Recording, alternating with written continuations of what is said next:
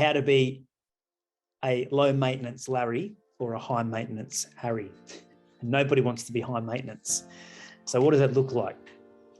Well, number one, high maintenance Harry always has urgent needs.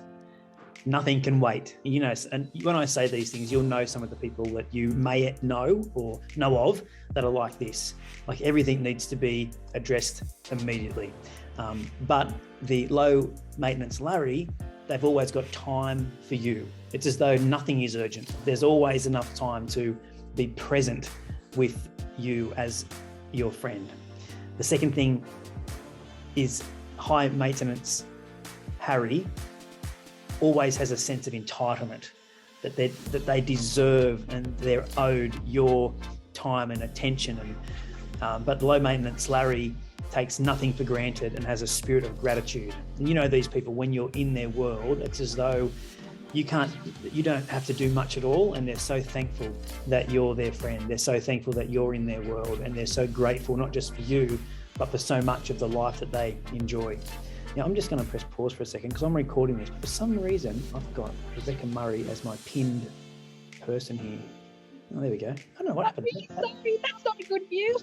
That was interesting. I was like, oh, Rebecca's just moving around. I know, it was very distracting. I was like, why is Rebecca like the pinned in person on that call? Anyway, so they've got a sense of entitlement. High maintenance people, low maintenance people have a great sense of gratitude. Number three, high maintenance people cling to stories of wrong done to them. You know, these people, they've always got a story to tell about the thing that's just happened to them that was an unjust action that they'd received. And you've only got to get onto Facebook and to any community group that exists, and everyone's telling you the stories that have happened to them that have been unjust. The wrong burger at McDonald's, or the person that pulled in front of them in traffic.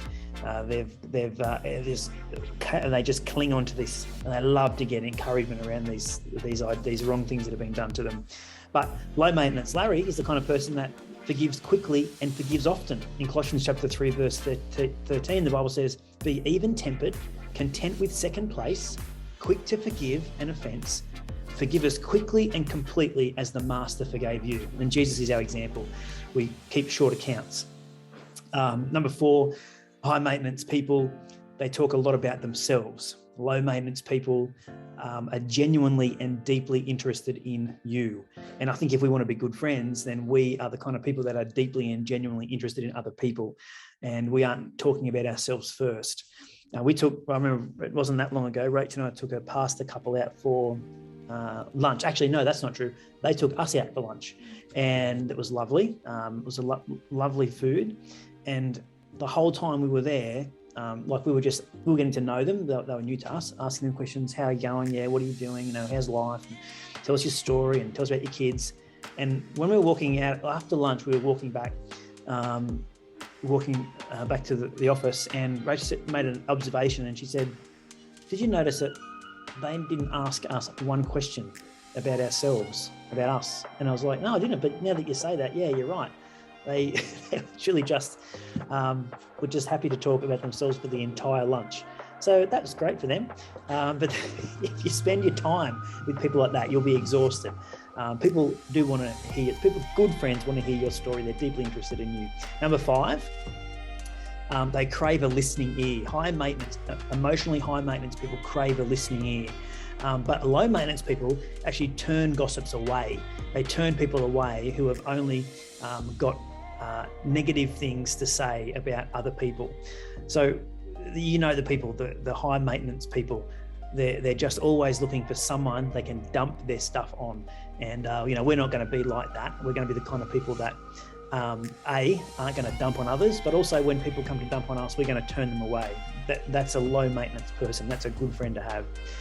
James chapter 4 verse 11 says, "Don't speak evil against each other, dear brothers and sisters. If you criticize and judge each other, then you are criticizing and judging God's law." I think it's a big warning, and James talks a lot about the power of the tongue and the power of the words and how we should speak and relate to each other, and don't speak evil against each other. And good friends shut that down, and they shut it down straight. And they're a good friend to you because you know that they're defending you when you're not in the room.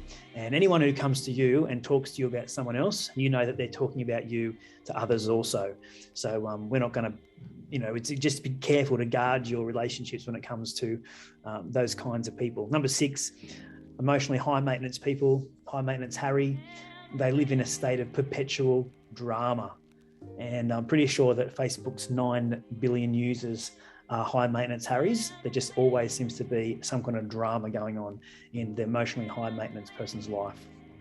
But the low maintenance Larry, they're peacemakers, not peacekeepers. They're not sitting silently or passively in relationships, but they're actually working hard to make relationships work. They're peacemakers. They're not looking to stir up trouble. They're not looking to live in drama. High maintenance people are always just looking to kind of wallow in drama and chaos. And as soon as you start a conversation, it's going to take 3 seconds to go to all the problems that they're in. And it's just constant. And we don't have to live like that, and be careful to guard the relational time that you invest with people who are high maintenance people, because they will exhaust you if they're living in a state of perpetual drama. Number 7, they're obsessed with details.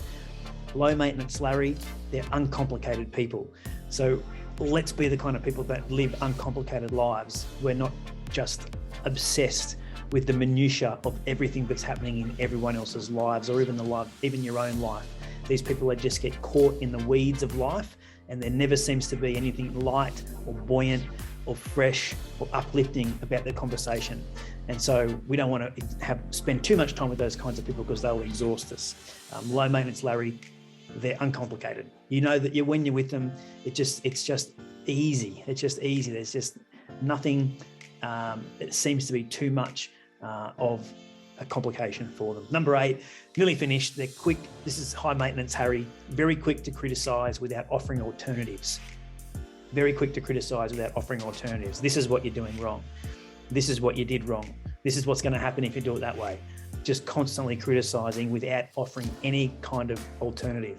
But the low maintenance Larry always brings something to the table. So they might bring a thought that might contradict the thing that you may be doing, but they won't leave you with nothing to move forward with. They'll bring something to the table. They're always bringing something that's helpful into the relationship. They're not, because it's not about them, it's about you, because they're interested in you and helping you. Number 9, second last, emotionally high maintenance people resent change. They just don't want to adjust themselves or be a part of anything that's moving. They're quite comfortable with the status quo, quite comfortable with safety. The low maintenance people, they embrace change. They're quite happy to be upset. They're quite happy to be put out. They're quite happy to have the ground shift a little because they themselves, they're internally stable. They've got something about them that keeps them strong and stable, and they can handle change really well. And they're the kind of friends you want in your life, because you might want to change, you might want to grow, you might want to move. And if you're with people that don't like that about you, they're high maintenance to manage relationships when you want to move forward, when you want to grow, when you want to change, and they don't. So it's just important not to be spending or investing a lot of time with those kinds of people. Number 10, this is probably the most important one. High maintenance Harry, guess what? He does not have any idea how high maintenance he actually is. He's listening to these 10 points and thinking, wow, I'm glad I'm not that person. And he is. He's thinking about all the other people he knows. All the other people he knows that are just like this high maintenance Harry, and it's not him. Well, guess what? You're high maintenance Harry. And low maintenance Larry, they are acutely self-aware.